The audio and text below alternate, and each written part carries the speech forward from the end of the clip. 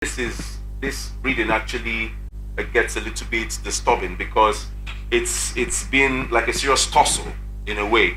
INEC is really seemingly trying to prove themselves this time around, but HURIWA is strongly saying that it would take an elephant to actually enter, the space, the eye of a needle, okay, for this to actually become the truth of the matter in the hearts of Nigerians and the masses. So we would like you to actually, have your take on this matter, because this has really lasted beyond the time we should have it rest. Well, I'm looking at the conduct of the off-cycle election, they call them, by off-season, by INEC, as the case may be. INEC has a very big burden to, discharge at this point in time. There's this particular saying that says that a promise is a debt. The moment you begin to make promises to people rely on it, and if you are not able to discharge those promises, some people might get injured and some may get, misled, as the case may be. Now, I really doubt. I know why HURIWA is trying to, call on INEC to do the needful. But for me, I scarcely see whether INEC will improve, in its abilities to conduct elections. Now, I say this because of the fact that you can see, as we have seen today, elections are coming up on Saturday, say in about 3-4 days from now. We don't really know what INEC has done, whether they have mobilized their people or whatever materials to Bayelsa, Kogi, and Imo State appropriately and timeously.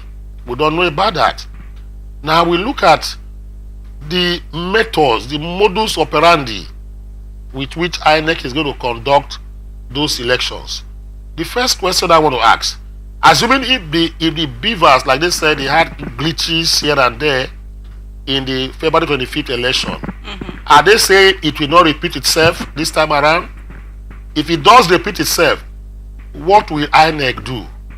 Will INEC act in accordance with Section 47 sub 3 of the Electoral Act 2022? That is Section 47 sub 3.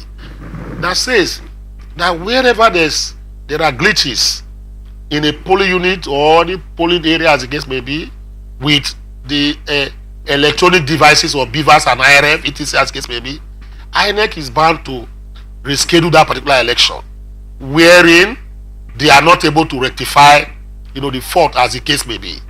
But will they act in that particular capacity?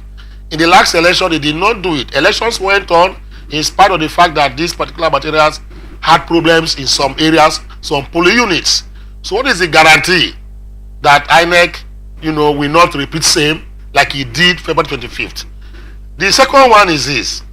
A lot of INEC officials were caught red-handed, like in Adamu State, where a particular REC, REC, had to compromise to a position, to a level that results have not been fully collated. But he went out to, wanted to announce his own results. These are things, and we don't really know what has happened to the man. Today we heard the man has absconded. You understand? We heard the man has absconded. What measures are in place for INEC to forestall the repeat of all this, of that kind of a situation? In Kano State, we had issues where you find out also that Section 70 or thereabout of the Electoral Act that talks about, marked and unmarked ballot, papers that you put into an election. Now, when you have your ballot papers, the logo of INEC ought to be on each ballot paper. Even if there are 1 million pieces, the logo of INEC has to be there. But in Kano State, a man who saw a presiding officer who saw that the INEC logo, was not there. Still, as he was counting, he allowed those unmarked ballot papers to pass through the counting room, to the extent that about 155,000 unmarked ballot papers were found in the ballot boxes. How and what is INEC going to forestall and make sure that does not happen?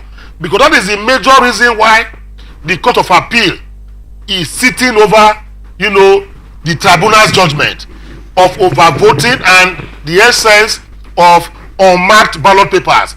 When the unmarked ballot papers were now discovered, they were now removed from the marked ballot papers, and the 155,000 plus was now deducted for the total voting strength and calculated for Kano State. 165. 165,000. 663. You understand?